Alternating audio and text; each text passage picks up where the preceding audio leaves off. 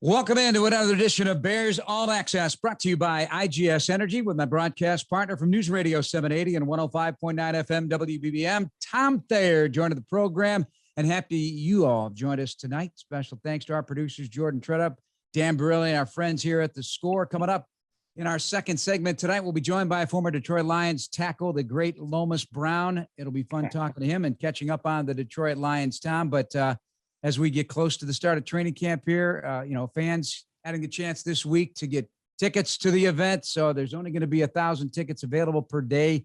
You get one crack at it. So the registration happened this week, and people are going to be randomly selected. And it should be exciting for those 1,000 people for the first time from almost all of them, I would imagine, unless they had some connection to a sponsor, being at Hallis Hall this summer. I think that's a great place to start tonight's conversation because we're getting underway here in a short period of time. I think it's equally as exciting for the players because now they're going to be surrounded by an atmosphere of attention where there's going to be a reaction by the fans sitting in the stands and to what's the process of going through practice. To me, it's going to be interesting when you talk about training camp at Hallis Hall for the very first time. What drill of influence are you going to be most closely seated to? Because, there's a different part of it. When you go back and you look at a 9-on-7 period, man, it's a physical period. And that's where, guys really get their feet wet in terms of the physical department of practice. You could be near the receiver quarterback one-on-ones or the offensive and defensive lineman one-on-one. So I think you're going to hear a different tone of reactions depending upon the seating arrangement at a Hallis Hall. And, I'm excited to see it because in all my years at Platteville and going to Bourbonnais, it kind of got me excited about practice when I saw the gates open up and hundreds of people walk to their seating or their standing sections. And you saw some of those people that made the investment of being there every single day. So again, I'm excited, and it's a new chapter in Bear football, and I can't wait to embrace it and see how the players embrace it. I'm glad to hear you brought that up too, because I do feel players get some juice out of it, especially middle end of camp. And you were in a different scenario, obviously longer camps, 2-a-days and whatnot. It could wear on you very significantly mentally, let alone physically. But I'm certain that players and athletes all over this globe did not get used to the silence of a training camp with just some media folks watching until the media could not watch anymore. And Hallis Hall was shut down due to the pandemic. And then at the games, there's no fans. It had to be something that they'd never want to deal with again. We just saw this week the Tampa Bay Lightning winning a Stanley Cup in front of their fans, one they didn't win in front of their fans just 9 months ago. And it's an entirely different reaction, different feeling. And I think the players, especially young ones, who haven't had that opportunity yet to be in front of Bears fans are really going to get some extra juice during training. Adrenaline flow during practice is really important because you got kind of a self-motivated adrenaline flow on the day of a game because you realize the importance, whether there's people in the stands or not. However, I think, and you talk about the development of players when they're surrounded by an enthusiastic group of support that is there every day at practice, it is really important because you make that long walk from the locker room at Hallis Hall out to the practice fields, and also now you're embraced every time you come through the crowd of people and they see your number and they applaud for you. They're excited to see you. They recognize you. And so, hey, I think the fans' role in training camp is equally as important as anybody that steps on the field. And the joint practices, they will not be available to the general public. So the media will certainly watch the Dolphins and Bears. That's August 11th and 12th before they play on August 14th at Soldier Field. And that would have been a nice thing to do. But given the circumstances and the tight quarters, I'm sure that was part of the decision process. There is always an extra bit of intensity when you're practicing against another team. I don't know how you feel about it. I think we've gone both ways on this conversation, but I love it. I think it just brings out the best. And sometimes as we've seen, Tom, when fights break out and you start to lose the idea of, self-improvement as opposed to trying to let that testosterone get out of hand, you kind of lose your focus and you're not not gaining anything by throwing off the practice field. But I see great benefit against a team that's trying to develop a hard-nosed attitude and a new culture in Miami with their head coach and how they're progressing with Tua Tagovailoa. One thing about it, Jeff, I'm glad the coaches are in control to limit the amount of fighting, because there's been some joint practices that I went through with the New Orleans Saints or the Cleveland Browns and stuff that all we did was fight, and it became a distraction and non-beneficial to either team. So now, like we saw in New England a couple of years ago when we went to practice against the Patriots, there was a little scuffle, but it was ended. Those players left the practice field and they went about their business.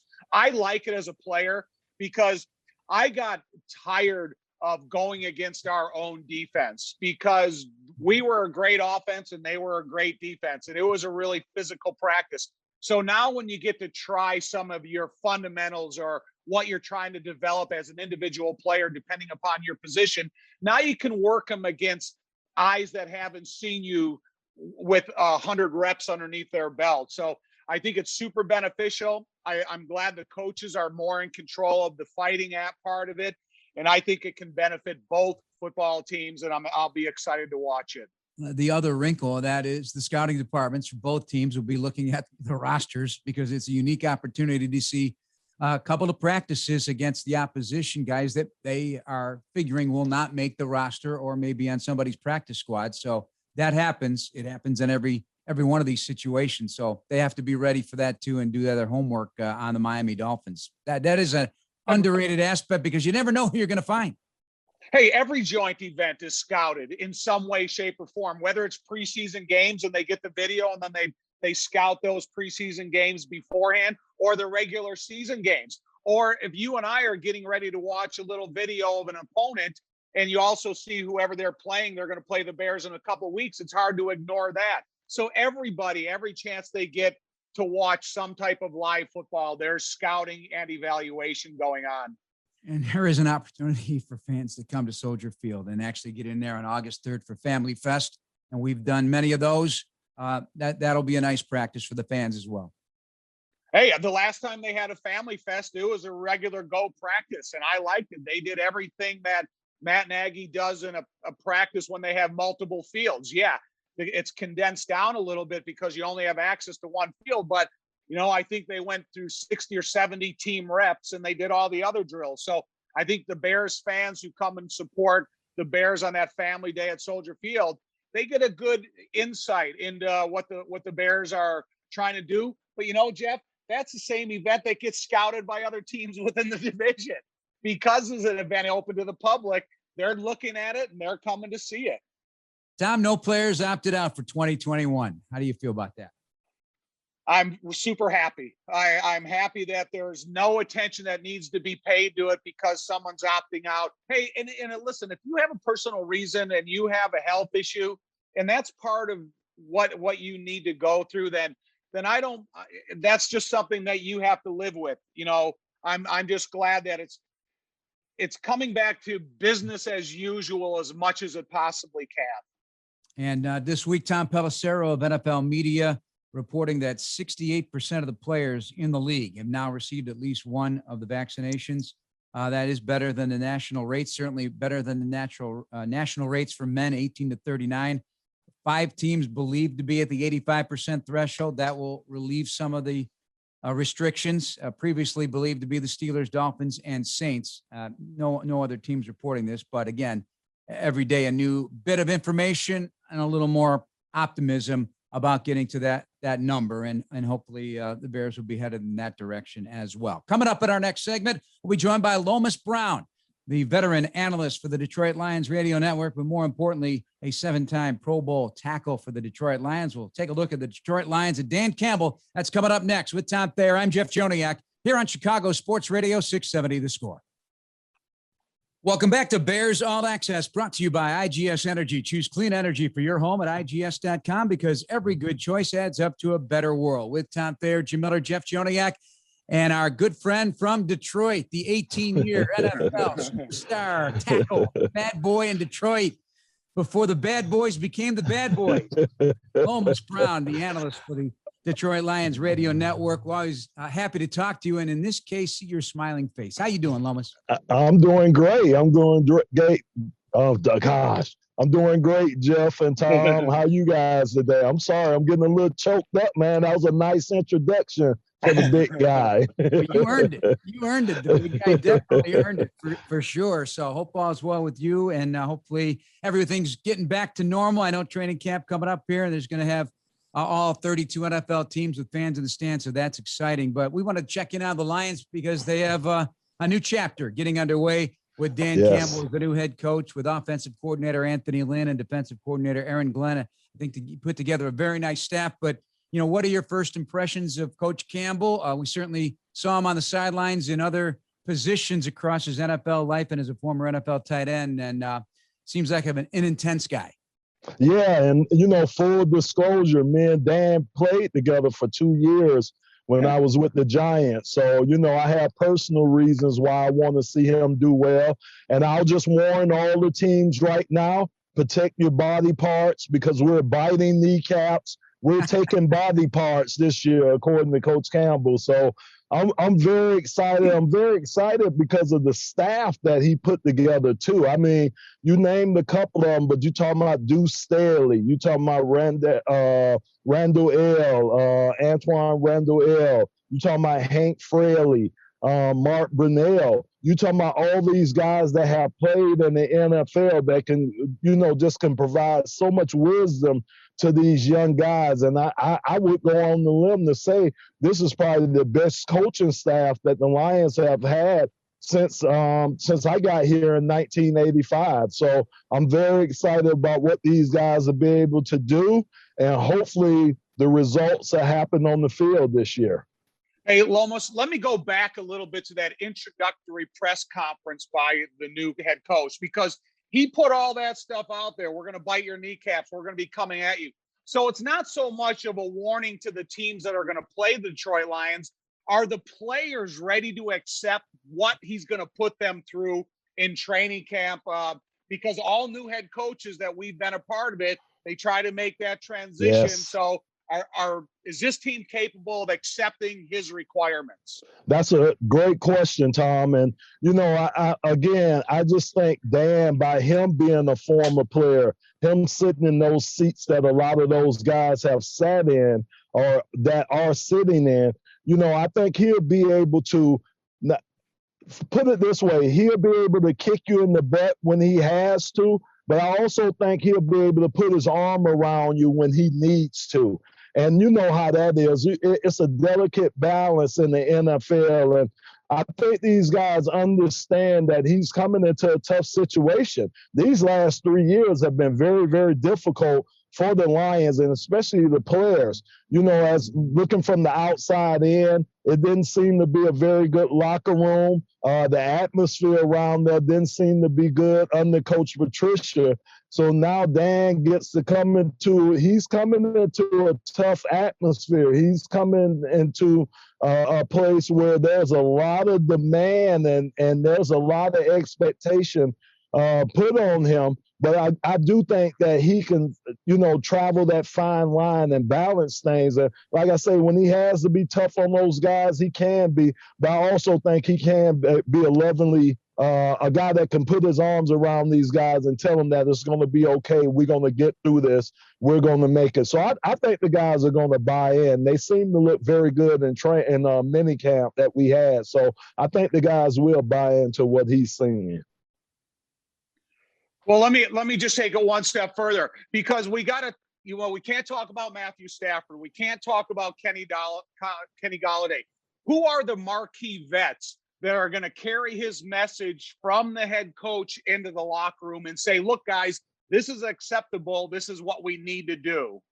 Well, we all know it's going to be a lot is going to be put on Jared Goff's plate this year. A lot's going to be put on his plate. Yeah, this is his first year here. He still has to get acclimated to the city, the system, you know, the atmosphere around him, but a lot's going to be put on his plate. If you look farther than him, I think you have to look probably in the secondary, you probably have to look at a guy like Tracy Walker, who didn't have the best of years last year, but has been around here a couple of years and can provide a lot of leadership. Guys like TJ Hawkinson, he's going to really have to step his game up, even though he went to the Pro Bowl last year. I think he's going to have to take his game up even another level. And then you look for some young guys like Quintez Cephas, a guy that's going into his second year around here, a guy that we're going to look for him to make great strides. Like you say, losing Kenny Golladay, losing Marvin Jones, losing Amendola. You know, it's a big void at the receiver position. So those guys are really going to have to step up. You look at a Brashard Perriman that's coming in, but I'm going to look at Quintez Cephas to be one of the, kind of be the bell cow for the wide receiver group. And of course, the offensive line. You know, that should be the strength of this team this year, is the offensive line. You know, we got all the guys back and including a nice rookie in Panay Sewell. So I think those guys are going to play an important role in this. I just don't think it's going to be one or two persons. I think we're going to have to pretty much do it by committee this year to get that leadership and to keep that leadership in the locker room this year. Former Detroit Lions great, the offensive lineman, Lomas Brown, analyst for the Detroit Lions radio network, joining us here on Chicago Sports Radio 670 The Score. I was wondering when you were going to get around to the offensive line. I got two offensive linemen because I do agree with you, Lomas. I look at that offensive line, and much like the Bears, have a young group for the most part. Jermaine Ifedi, the veteran, along with Cody Whitehair up front, but you got the third youngest offensive line ready to take the field. You got 3 first-round picks. All 5 starters are homegrown guys. And Penei Sewell, dig in there because he's only 20. He's not going to be 21 until October. And he's making a position switch when you think about it, because he was a college left tackle, now moving to the right side of the offensive line. But with Logan Stenberg from last year, and your center is outstanding, and Frank Ragnow, Jonah Jackson from Ohio State, and Taylor Decker, the veteran, that's a heck of a group. But how will Sewell adjust to that side of the line? Well, I think he can. I think, you know, he's a young guy, like you say, 20 years old. For you know, and as Tom know, man, the NFL, man, it ain't no joke coming in as a rookie. I mean, it's so much that you have to learn. And I think by them putting them on the right side, it gives them an opportunity not to face the best pass rushers in this game right off the bat. I think it gives him a chance to get his foundation set, get his feet up under him, and learn a few things before, you know, if you're going to make that adjustment and move him to the left side. Like you said, Taylor Decker, he's been playing very well over there on the left side. I think he solidified the left tackle position. So why not start the young guy over on the right side, like I say, where he doesn't have to face the best pass rushers each and every week. He can get his technique down. He could learn the little nuances of playing offensive line in the NFL. I think the pressure is going to be on Big V, to be honest with you. Our big free agent that we got last year that didn't have the best of years. You know, he was injured some and didn't play that well when he was in there. Of course, he had a position switch where he went from tackle to inside. So I just think he's the guy that's going to have a lot to prove, even more so than the rookie's going to have to prove this year. They should be a good line. I mean, a lot of expectations is put on this line. I think they should be a top 5 offensive line this year. Even though they're young, I think they can make these strides. So I like Big Penei Sewell being there on the right side. Like I say, give him an opportunity to get his feet up on them in the NFL, and let him find out what the NFL is all about, because it's a whole different ball game than coming from college. Hey, Lomas, a guy whose feet will never touch the field, but it has a big influence in the culture change of Detroit, and I'm talking about Chris Spielman, a former teammate of yours. So what will his role be? Will it be to the head coach? Will it transition to the field? Will it just be his persona around the Detroit culture? Because hey, the guy's got a record of success in the NFL and everything he's done in terms of football teaching. I think it's going to be a little of all of it, to be honest with you. Again, I was out there for mini camp. Spielman was right with the linebacker group out there at practice each and every day. I seen them pull a couple of the linebackers off to the side and was working with those linebackers. So I definitely know he's going to have some input with what happens on the field, especially with the linebacking group. I just know up in the front office, he's touching almost every department up there, from sponsors to administrative. He has his hand in a little of that, and of course working with Rod Wood.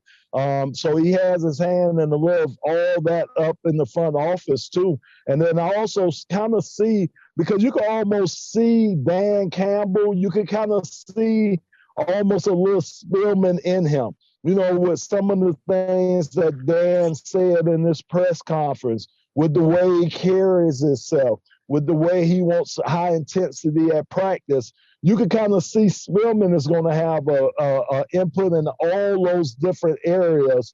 And I think it's going to be welcome because, again, the wealth of experience that he brings, not only on the field, but off the field, and then what he did from the broadcasting standpoint, seeing the game from a different view. So I just think he's going to be invaluable to that organization, and he's going to bring a lot to the organization too.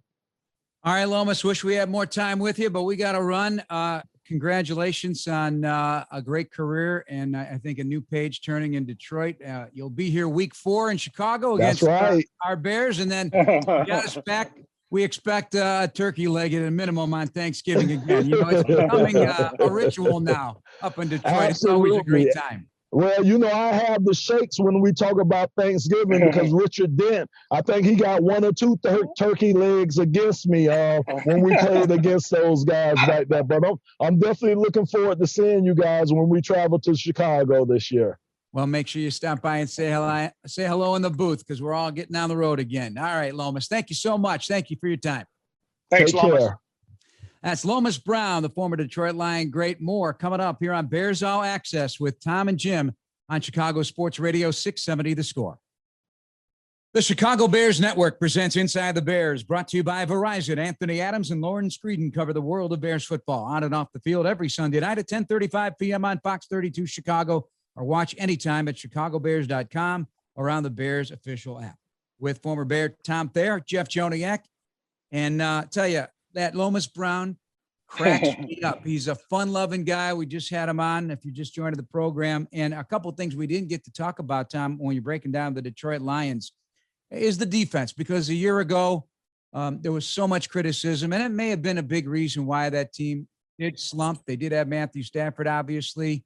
So we know he's an outstanding quarterback, but the defense was not good. The secondary didn't do its job. The defense didn't get to the quarterback.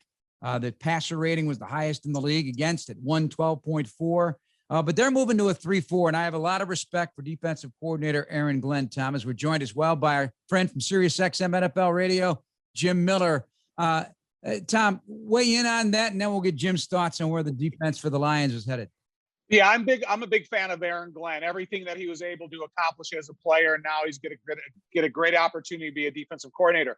But I think some of the past of the Detroit Lions, especially on defense, was haunted by Matt Patricia because he was a defensive head coach. He was supposed to be the guy that was going to come in here and turn the culture around, and it was going to start on defense and then filter its way to Matthew Stafford and the offense.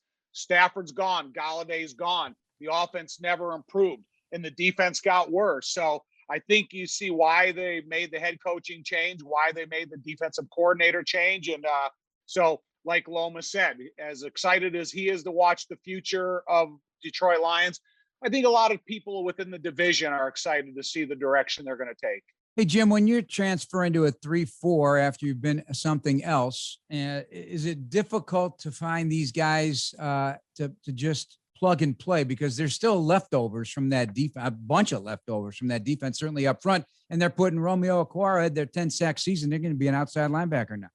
Yeah, that's what I think. You know, this has been the history of the Lions. They've kind of just been spinning their wheels. You know, it goes back to, guys like Bobby Ross, who went and got the big, beefy guys who we wanted to play. And then they go, all of a sudden they hire Rod Marinelli. He wants to run the Tampa 2. They're more of a speedy defense. Then you bring in the Patricia, who's a hybrid. So they've constantly been spinning their wheels in terms of how they've been running as a team. And that goes for Jim Schwartz. We can sprinkle in 8 other coaches that all are running their own things. And so Dan Campbell, to me, he's a disciple of Bill Parcells. He wants the big, powerful type of defenses. And it reflects it in what they drafted this year. When you draft the Levi Onwuzurike, he's more of a speed defensive tackle out of University of Washington. And then Aleem McNeil. This guy's a legit 330. He's a big, beefy defensive tackle. So it's heading back in that direction for Detroit. So it's going to take some time, but certainly Dan Campbell is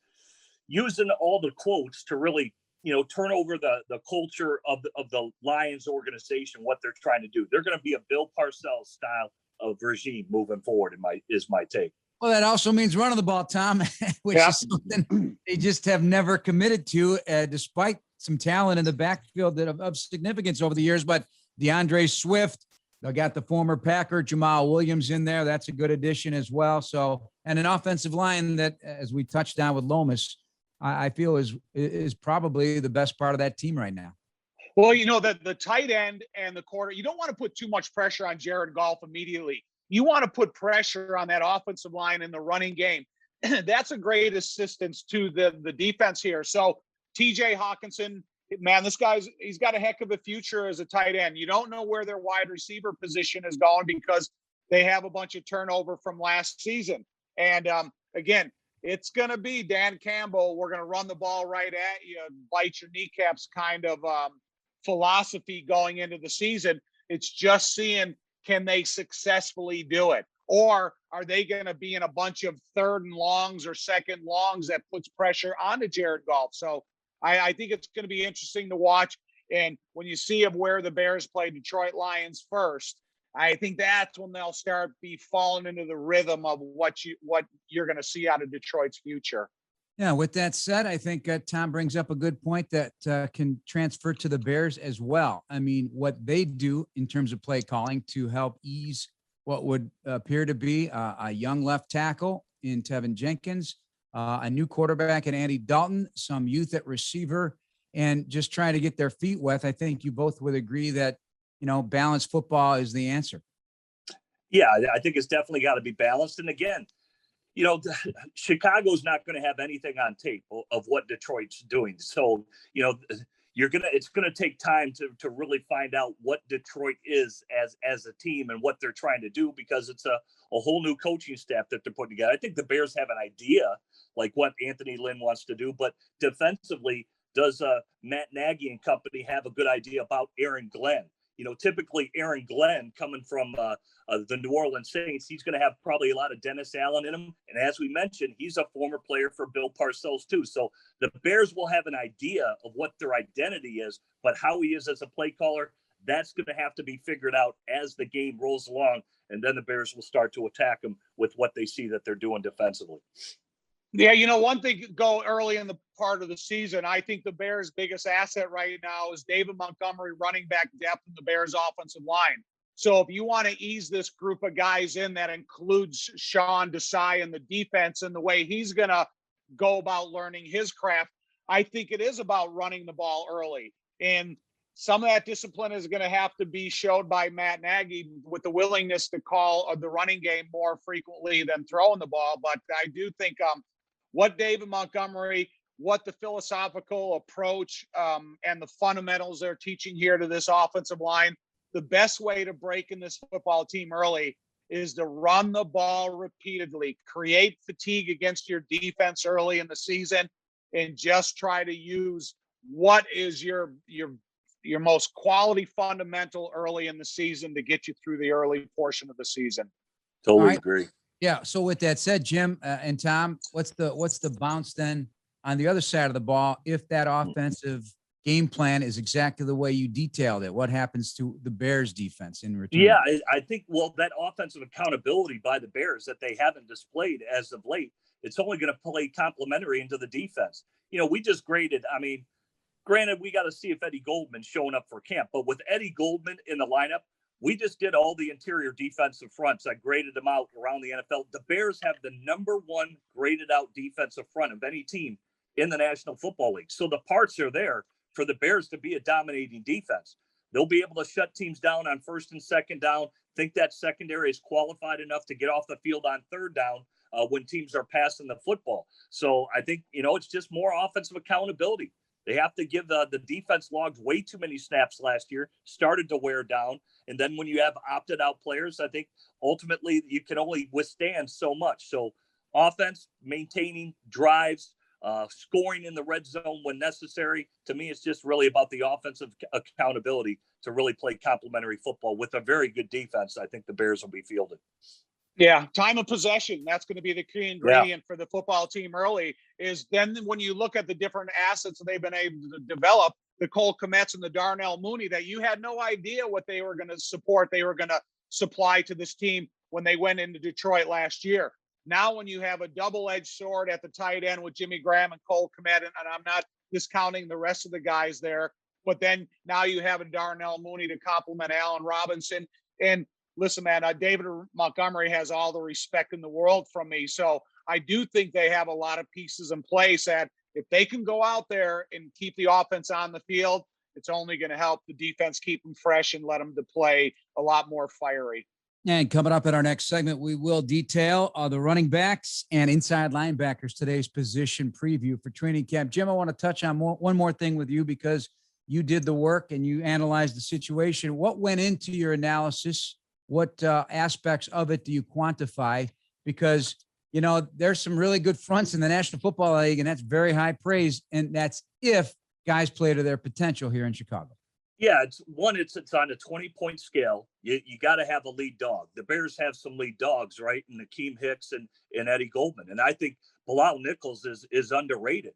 So he's a rotational third guy. And then as for the depth with the guys that they have with Mario Edwards and Mike Pennell by signing him, it's by far the depth is there for the interior defensive line. And I think we're going to roll through the rest of the positions. The Bears came in at a 19 out of a 20. So we're starting to do edge rushers now. We'll see where Khalil Mack, who probably is going to grade high, Robert Quinn on the other side, and where the depth is for the Bears there. And then we'll move on to the interior linebackers. Same for the safeties and the corners. They're all on a 20-point scale, but we're just finishing up right now. And the Bears came in the top 10, at least for the offensive side.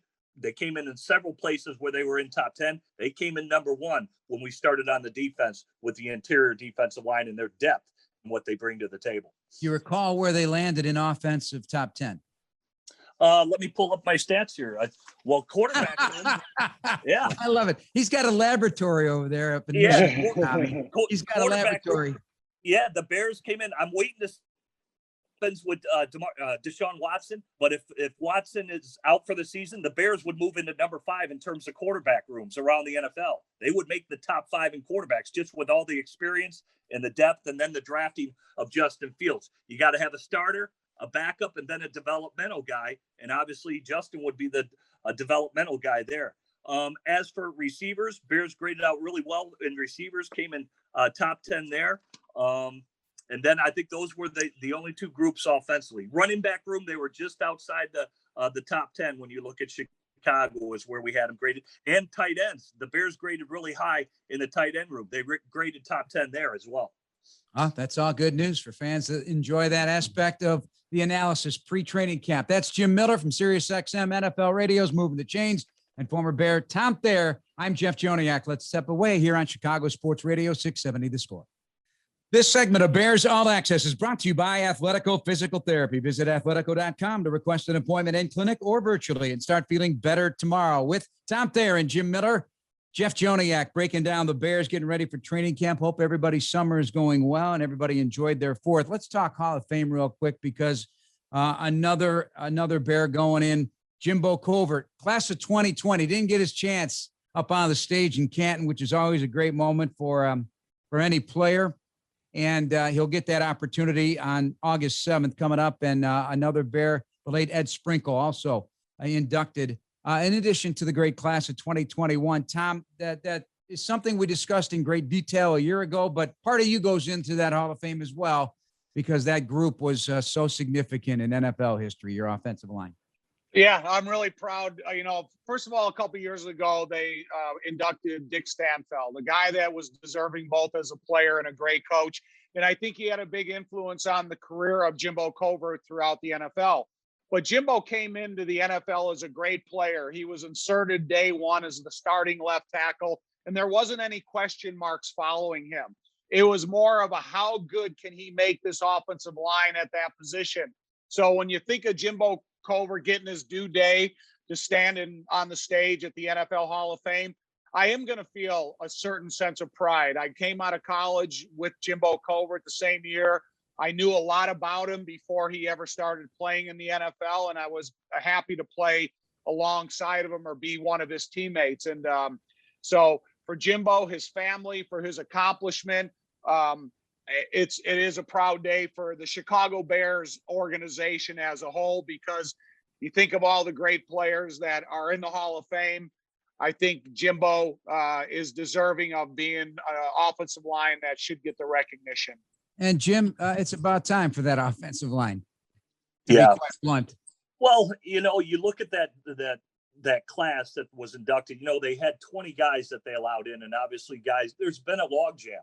When you think about the Hall of Fame, it used to be, that there were only 28 teams. And now with expansion, you've got more teams. When you think about Carolina and Jacksonville and Houston or Houston Texans, these teams that have been added, but yet the amount of players being inducted remains the same. And it's always between 5 and 7. So to have a class where they inducted 20 guys to kind of clear it up, Dave Baker, the president of the Hall of Fame, said it'll never happen again. I almost think it has to. I think every 10 years or so, they're going to have to open up the class, because there's going to continue to be a logjam. You've got great receivers that are coming out with huge numbers right now, and we're still complaining about guys that aren't in. So, congratulations to Jimbo Covert. It says a lot about the Chicago Bears. I believe they still have the most ever inducted into the Hall of Fame. And so it continues. What a great career for him, but hopefully they open it up a little bit more so more guys can have that opportunity. Well, when you start talking about scouts, for example, Bill Nunn added into that mix, the former Steeler, helped put together those great Steeler teams of the 70s. I mean, that's significant. Those guys are unheralded unless they become GMs or player personnel directors of some sort. And the work that they've done in relative anonymity over the years, I think says a lot. And I think there should be a special recognition. And Tom, I know you feel the same way about other aspects, the other contributors that have come along and made players better than they were when they got here. Yeah, no one any further than the Bears weight room. When you look at a guy like Clyde Emmerich, the first strength coach in the NFL, he's helped guys develop their career as much as anybody in the history of the NFL. Guys rehab like Gale Sayers to get back on the field after a horrific knee injury when rehabilitation was just in its infancy stages. So, yeah, there's guys all around the landscape of the NFL that put in the countless amount of miles and hours and should get a recognition of what they were able to accomplish. Calvin Johnson going in from the Lions, a little NFC North Division love, despite a shortened career. Big impact, though. Obviously, one of the premier receivers in NFL history because of his frame alone, Jim, and the ability to run the way he did and excel. So he's entering Canton in that 21 class. Yes, we have Calvin Johnson to thank for catch, no catch, right? It was against the Bears in the end zone. So that started really about a 7-year run of nobody knew what a catch was in the NFL, but great player.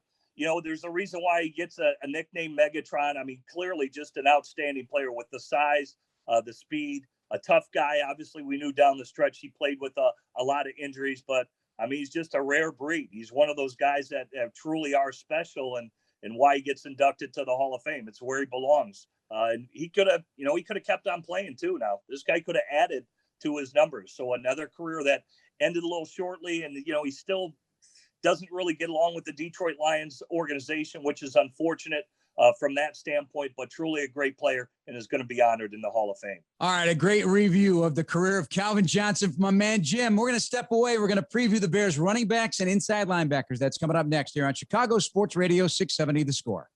This segment of Bears All Access is brought to you by CDW, People to Get It, with Tom Thayer and Jim Miller from SiriusXM's NFL Radio's Moving the Chains. I'm Jeff Joniak. We've heard from Lomas Brown. We talked Detroit tonight.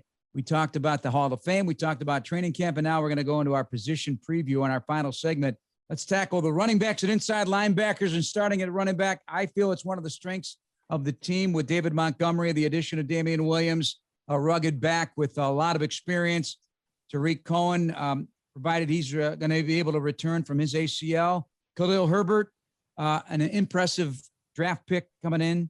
And Ryan Nall, Artavis Pierce, the two Oregon State undrafteds that have experience, and CJ Marable coming in from the undrafted rookie class this year.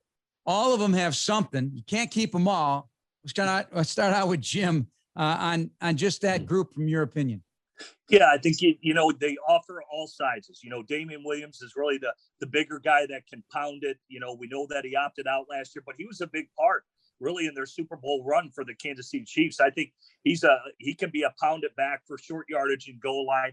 Montgomery, I think he can do it all. He's a 3-down back in everything that he brings to the table. And for Tariq Cohen, he's the atypical scat back. He's not going to pound it between the tackles, but in terms of routes down the field, like wheel routes and even corner routes, he's capable of stretching linebackers with his speed.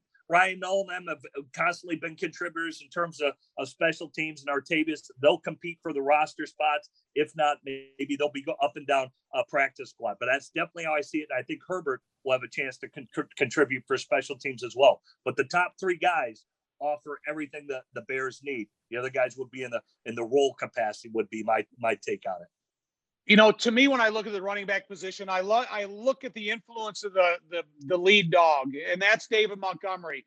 He's got a second to none work ethic. He's got the desire to be great. He's got the willingness to play all 3 downs.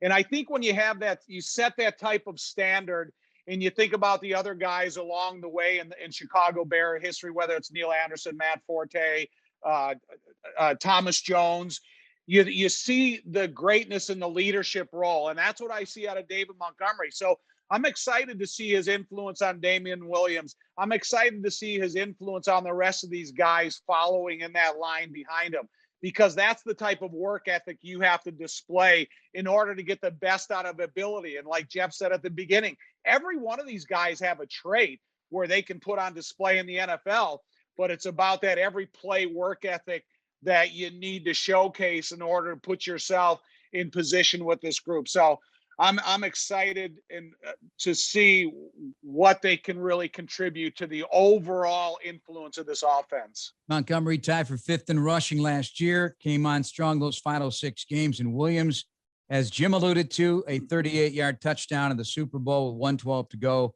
to really finish the job, 85 career games under his belt. All right, let's go to the inside linebackers. It's a small position group, given a 3-4 defense in terms of bodies. You need 2, and you got one of the best in Roquan Smith, Tommy. Well, you know what, Jeff? I almost want to talk about these guys, and I don't want to talk about Danny Trevathan or Roquan Smith. Roquan Smith, he has the capabilities of being defensive MVP of the league. Danny Trevathan, the speed he put on display at minicamp, I was a lot more excited to see him now because he looked like Danny Trevathan. But when you look at Christian Jones, you look at Joel Iyiegbuniwe, you look at Josh Woods, you need to develop some depth at this position just in case you get into an emergency scenario with an injury that you faced the last couple of years. Hey, like I said, Danny, Roquan, get in line. You're number 1 on my defense. Somebody show me something that's going to provide that spark, like Jim says, in the running back position, that's going to carry some cloud on the special teams, but also you're not going to have any hesitancy when you have to put them in the game. Christian Jones has developed a lot throughout his time with Detroit, but you got to have that guy that's the go-to guy for depth. Jim, we got 1 minute. What's your thoughts on the inside linebackers? Yeah, I think, it is about depth. If you feel confident if Woods were to get in there or Iyiegbuniwe, because that's how I felt about Nick Kwiatkowski. I think he proved that if he had to step in and play, you didn't feel like you'd miss a beat. He showed he had the blitz ability. He was a very physical tackler. And then here, luckily for him, he gets the big deal out there for the Raiders because he earned it. So I do think it's about the depth. Guys got to have the depth. That's what really creates a great roster in the NFL. Austin Calitro has some experience. Caleb Johnson, an undrafted player as well. Boys, we're out of time. Jim, hope all's well. And thank you so much. And for Tom Thayer, I'm Jeff Joniak. Thanks to our producers, Jordan Tredup and Dan Brilli, and our friends here at The Score. Another Bears All Access in the books for the week. We're brought to you by IGS Energy. Thanks for listening, everybody. Have a great night. This is Chicago Sports Radio 670 The Score.